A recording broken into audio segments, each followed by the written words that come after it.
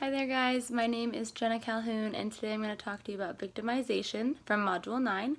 And victimization is the process of naming an external enemy as a source of all personal or public ills, scapegoating.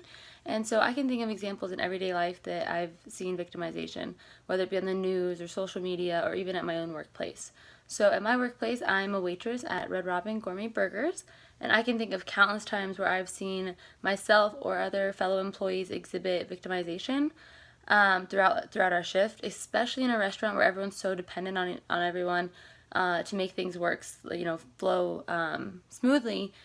There is a higher chance for victimization because there's more chances for people to blame others. So there have been countless nights where all of the servers are complaining and blaming everyone else for their shift not going smoothly or their customers not being happy.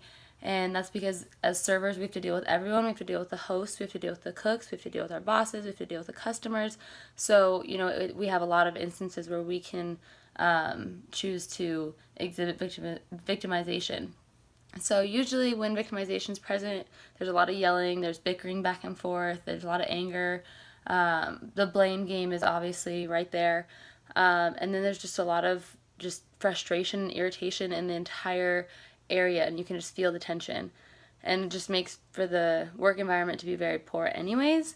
When there is victimization present also during a shift, the other employees get affected, and it just kind of makes, like I said, a whole bad environment for everyone.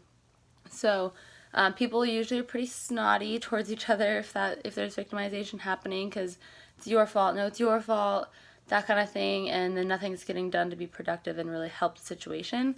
But eventually at the end of the night, somehow we all end up, laughing about it and, saying sorry and really owning up to what happened. And, sometimes it's their fault, sometimes it's ours, and that's just kind of the way it goes in the restaurant industry.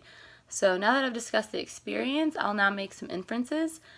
I think that being in the workforce that everyone's so dependent on each other, I feel like there's more opportunity for victimization to happen because, like I said earlier, the fact that we have to deal with the hosts, and if they don't sit us, then we don't make money, or if the cooks don't get the food right, or if we don't even put the orders in right, there's just a lot of different things that we can, let ourselves, blame someone else for in the service industry when, in all reality, if maybe something happened differently, it wouldn't have happened. There would have never been a negative experience.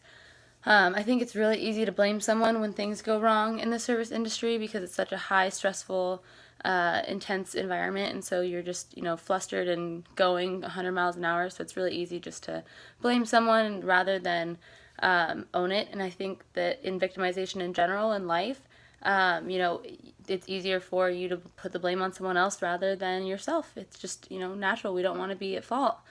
I've learned that victimization occurs a lot more than I realized in the restaurant industry and in everyday life. Almost all employees in my workforce have at some point taken part in the process of victimization. Now that I've made some inferences, I will discuss how these inferences can be transferred to other situations. I have seen victimization exhibited multiple times on the news channels.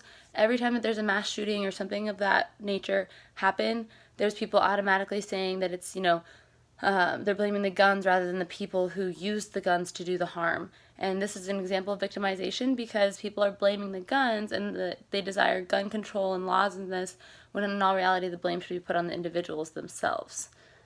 In conclusion, we use this information on victimization to better realize if we are people that are, victimizing and not taking ownership for what we've done. And now that we know a little bit more about victimization, we can take action in avoiding doing that and learn to deal with things rather than just pass the blame off. And as stated by Alphonso Jackson, the dream doesn't lie in victimization or blame, it lies in hard work, determination, and a good education. So I hope you learned a little bit about victimization, and I hope you have a great day, guys. Bye.